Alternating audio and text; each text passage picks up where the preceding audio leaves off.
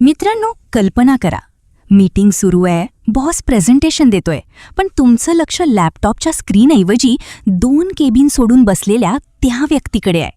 तिचं हसणं तुम्हाला मोहवतंय किंवा त्याचं शर्ट फोल्ड करणं तुम्हाला इम्प्रेसिव्ह वाटतंय.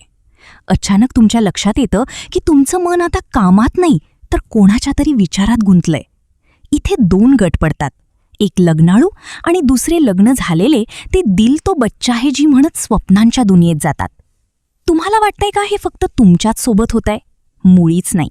पण ऑफिसमधलं हे क्रश तुम्हाला यशाच्या शिखरावर नेणार की करिअरच्या खड्ड्यात?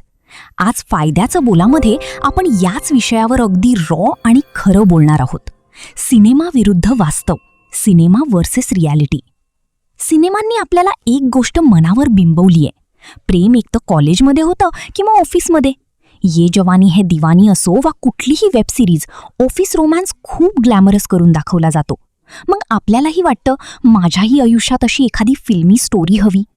पण मित्रांनो, सिनेमात दी एंड नंतरचं वास्तव दाखवत नाहीत. वास्तव हे आहे की ऑफिस हे कामासाठी असतं. तिथे जेव्हा भावना गुंतात तेव्हा तुमचं लॉजिकल डोकं काम करणं बंद करतं. तुम्ही ऑफिसला कर्तव्यासाठी नाही तर त्या व्यक्तीला बघण्यासाठी जाऊ लागता.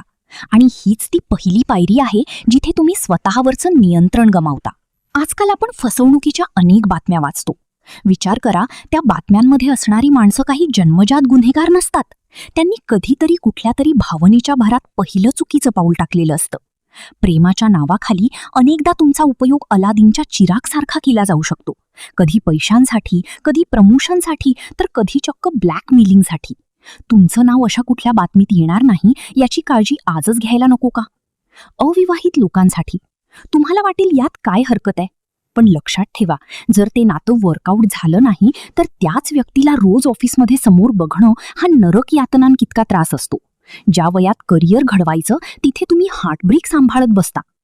विवाहित लोकांसाठी हे सर्वात मोठं आव्हान आहे. ऑफिसमध्ये आपण 8 ते 9 तास घालवतो. घरच्या जबाबदाऱ्यांपेक्षा ऑफिसमधील ती व्यक्ती जास्त समजूतदार वाटू लागते. पण ही प्रेम नसतं, हे असतं एस्केपिझम, वास्तवापासून पळ काढणे. तुम्ही तुमच्या जोडीदाराशी असलेल्या नात्यातील पोकळी तिथे भरून काढण्याचा प्रयत्न तर करत नाहीये ना? हा प्रश्न स्वतःला प्रामाणिकपणे विचारा. जेव्हा मन भरकटतंय असं वाटेल तेव्हा या 5 गोष्टी नेहमी लक्षात ठेवा. 1. लॉजिकची मदत घ्या. स्वतःला विचारा, जर ही गोष्ट माझ्या बॉसला किंवा घरी कळाली तर माझ्या 10-12 वर्षांच्या मेहनतीचं आणि इब्रतीचं काय होईल? हा एक विचार तुम्हाला जमिनीवर आणण्यासाठी पुरेसा आहे. 2. प्रोफेशनल बाउंड्रीज म्हणजे मर्यादा. त्या व्यक्तीशी फक्त कामापुरतं बोला. जेवताना किंवा कॉफीला नेहमी ग्रुपमध्ये जा. एकटं भेटणं जाणीवपूर्वक टाळा. 3. Digital detox. त्या व्यक्तीचे फोटो बघणं किंवा सोशल मीडिया स्टोरीज चेक करणं थांबवा.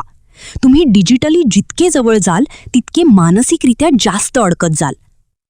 4. उदात्तीकरण थांबवा. क्रश तेव्हाच होतं जेव्हा आपण समोरच्याला परफेक्ट समजतो. तो माणूस आहे, त्यालाही काही वाईट सवयी, राग किंवा उणीवा असतीलच. त्याचं आयडियलायझेशन करणं थांबवा. 5. ध्येयावर लक्ष केंद्रित करा. जर लग्न झालं असेल तर कुटुंबासोबत वेळ घालवा. जर नसेल तर तुमची ऊर्जा करिअर किंवा नवीन स्किल शिकण्यावर लावा. दिल तो बच्चा है जी, पण त्याला शिस्त लावा. भावना येणं नैसर्गिक आहे. एखाद्याचं सौंदर्य किंवा स्वभाव आवडणं यात चूक काहीच नाही. पण जसं लहान मुलाला आपण शिस्त लावतो तसंच आपल्या मनालाही लावावी लागते. ऑफिसमध्ये तुमची ओळख तुमच्या कामामुळे असायला हवी, तुमच्या अफेअर्समुळे नाही. एक छोटीशी चूक तुमची वर्षानुवर्षांची इमेज डागाळू शकते. लक्षात ठेवा, ऑफिसमधलं क्रश हे वाफाळलेल्या कॉफीसारखं असतं. जोपर्यंत कपात आहे तोपर्यंत छान वाटतं, पण जर सांडली तर पोळून निघतो आपणच. मित्रांनो, हा विषय थोडा नाजूक आहे, पण त्यावर फायद्याचं बोलणं गरजेचं होतं. तुम्हाला कधी असं वाटलंय का? कमेंट्समध्ये नक्की सांगा. अशाच प्रॅक्टिकल विषयांसाठी फायद्याचं बोला सबस्क्राईब करायला विसरू नका. भेटूया पुढच्या व्हिडिओमध्ये. तोपर्यंत कामावर लक्ष द्या आणि मन ताब्यात ठेवा.